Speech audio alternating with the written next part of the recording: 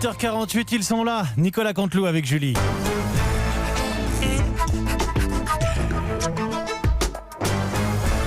C'est presque de l'info, c'est la revue de presque de Nicolas Canteloup. Et tout de suite, Mathieu Béliard pour le rappel de l'actualité. Et oui, ma chère Julie. Bonjour à tous aux auditeurs qui viennent nous retrouver. C'est Mathieu Béliard. Mathieu Béliard sur Europe 1. Regarde Europe 1, regarde le monde changer, regarde le déconfinement aussi arriver et par là même le bordel arriver aussi. Et tout de suite, une précision pour notre invité que nous venons de quitter à l'instant, Agnès Pannier-Runacher, secrétaire d'État auprès de Bruno Le Maire, ministre de l'économie. L'invité donc de Sonia Mabrouk à 8h15. Je rappelle à Agnès Pannier-Runacher, c'est Sonia Mabrouk, pas Sonia MacBrook ou Sonia MacBook Pro. Oui, parce que vous l'avez peut-être entendu, elle a savonné au deuxième mot, la pauvre. Et puis on dit également un masque, pas un mâche. Voilà, elle a eu quelques savons, mais c'est méchant. Mais c'est vrai que c'est méchant. Non, mais c'est vrai. On sentait l'invité aussi sûr d'elle que de la stratégie du gouvernement. Voilà. Sinon, à part ça, c'était très bien. Allez, on va arrêter ce petit tacle sympathique. L'info du jour, c'est cette question. Comment avoir moins de monde dans les rames de métro à la sortie du confinement? Alors, je vous donne des astuces simples parce que sur Europe 1, on est aussi là pour ça, pour vous aider, chers auditeurs, à appréhender ce déconfinement. Donc, D'accord. Une astuce pratique dans le métro. Il n'y a pas que Jimmy Mohamed qui a des bonnes idées. Allez. Comment avoir de la place dans le métro? Bien, c'est très simple. Arrêtez de vous laver jusqu'à lundi prochain. Oh.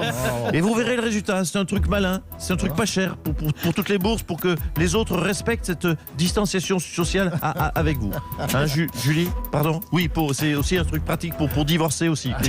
C'est pas faux. C'est pas faux. Et puis cette question. Pardon. Et puis ça aussi je sais le faire. Et puis cette question que tout le monde se pose, je rebondis sur la promiscuité, oui, la Agnès Pannier-Runacher, Ouais, de ma gueule. Oui, la promiscuité dans le métro. Les frotteurs. C'est là une vraie question, les frotteurs aujourd'hui dans ce monde. Les frotteurs respecteront-ils eux aussi les distances de sécurité? À quoi ça ressemble un frotteur qui se frotte dans le vide? Je ne sais pas. Envoyez-nous vos réponses au 35 20 39 21. Je n'ai plus le numéro. Non. Oui, ça ressemble peut-être à un gogo danseur. Oui, peut-être. Réponse dans une semaine. À vous, Julie. À nous. Merci Mathieu. Elle est très présente pour critiquer la gestion du virus par le gouvernement. C'est Marine Le Pen. Bonjour Madame Le Pen. Oui, bonjour madame. Oui, coucou à toi, jolie métisse. Oh là là. Il a le cheveu long sur la nuque, celui-ci. Ça commence un peu, ouais. Il a une coupe de mulet, il a la coupe mulet, vous savez. Il est toujours beau, toujours aussi beau, avec sa salopette de garagiste et son gros pneu.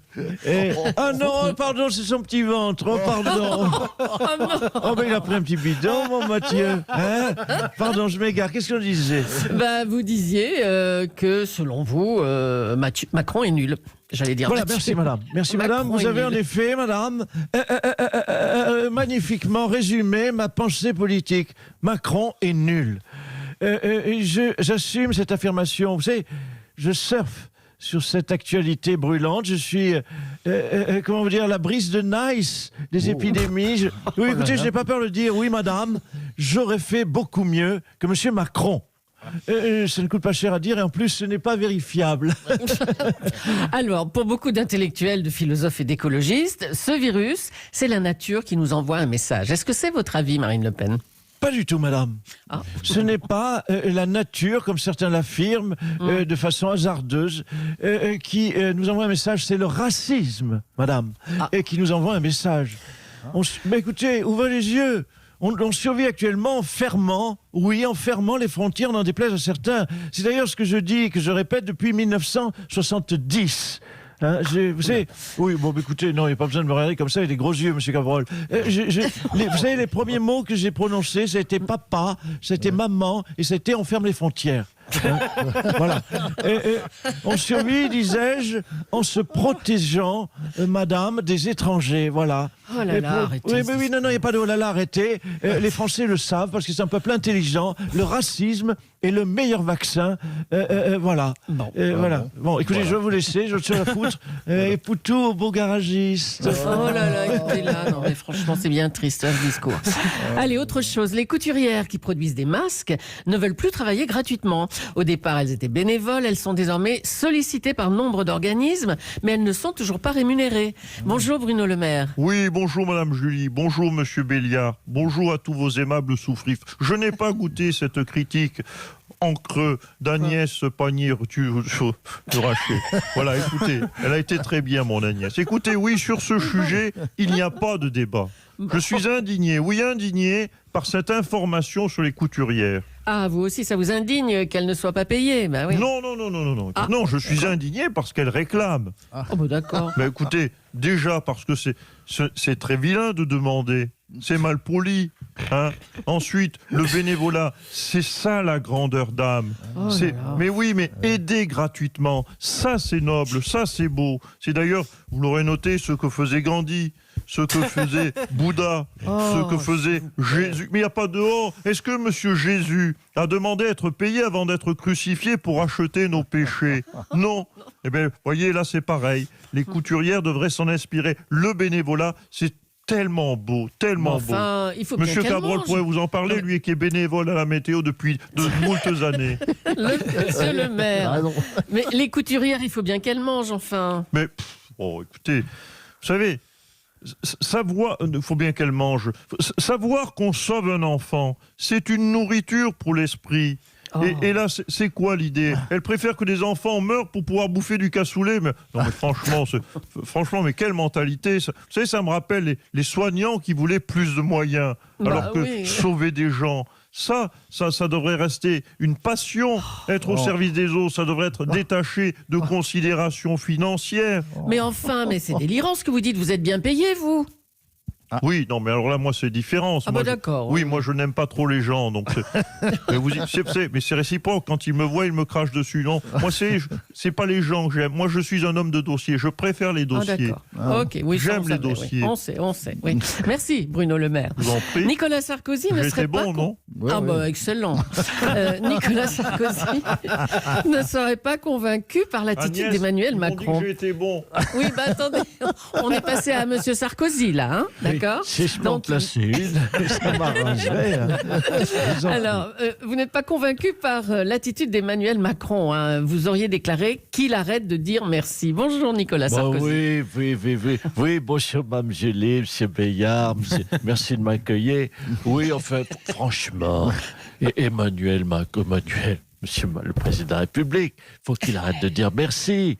Hein, merci les éboueurs, merci les soignants, merci patron, merci pour ce moment, merci Bernard. Non, franchement, je le dis, je suis un homme qui j'ai plus rien à cacher, ni à perdre, ni à gagner. Je dis comme je pense, ça devient cucu. Hein, à dire merci partout, tout le temps. Si ça continue, il va nous remplacer la Marseillaise par une chanson de Yannick Noah. Alors, Merci vous auriez les déclaré. arbres, merci les feuilles, merci la Oui, c'est terre, bon, c'est merci. Non, franchement. Alors, vous auriez déclaré à un proche, quand tu prends l'avion et qu'il est en train de chuter, que fait le pilote? Est-ce que tu crois qu'il dit merci aux hôtesses et aux stewards? Non, il dit merci à personne, il tient le manche et il redresse l'avion. Ben voilà, c'est moi qui ai dit ça. Ben oui, c'est vous. C'est exactement qu'est-ce que je pense. Vous savez, je suis souvent d'accord avec moi d'ailleurs. Vous savez, comme vous le savez, j'adore liser. Ah oui, ça on fait. J'adore les arts littéraux. Quoi qu'il fût, je me suis dit, allez, Nicolas, lâche-toi, fais-toi plaisir, fais une métaphore. Vous savez quoi que c'est une métaphore? Oui. Non, c'est causer avec une image, comme à la maternelle. On a des images, des bons points, mais là on cause avec une image. Et ça vient... Alors ça vient parce que je sais que vous avez des auditeurs qui sont CSP+++++. Allez, Ça vient de métaphore, ça vient de méta, qui veut dire méta, comme méta capuche, il va pleuvoir. méta Oui, doudoune, c'est il bon. fait pas chaud. On l'a, oui. Vous l'avez. Et puis fort, Fort, bon, ça Fort. chacun là, hein, qui veut dire musclé, costaud, enfin, qui me ressemble au niveau du torse. Voilà. Oui, Bon, oui, bref. oui. Donc, bref, métaphore. Là, je compare la France, en fait, à une image. La France a un gros avion. Est-ce que vous savez, la vie, quelque part, Ah, ça y est, c'est parti. la vie, c'est la vie. C'est quoi la vie? C'est savoir prendre le manche de la destinée en main et piloter son existence et celle des autres à travers le ciel de la vie, en évitant les nuages du tourment. Bien sûr, hein, Laurent Cabrol. C'est joli, hein? En fait, je vais tout vous dire. Je l'ai sous les yeux. C'est marqué sur un dépliant pour un spa que j'ai. Ah bon? Je me suis dit que c'était approprié, là. La vie, c'est être courageux, c'est gérer avec de la force les épreuves de la vie. C'est pas remercier des soignants à qui on a coupé les budgets en plus. Ah bah parce que vous auriez coupé les budgets des soignants? Quoi, si j'ai... Ben, je les ai coupés, les budgets des soignants, moi. Oui, alors, est-ce que vous m'avez entendu les remercier? Non, c'est une forme de cohérence, vous savez.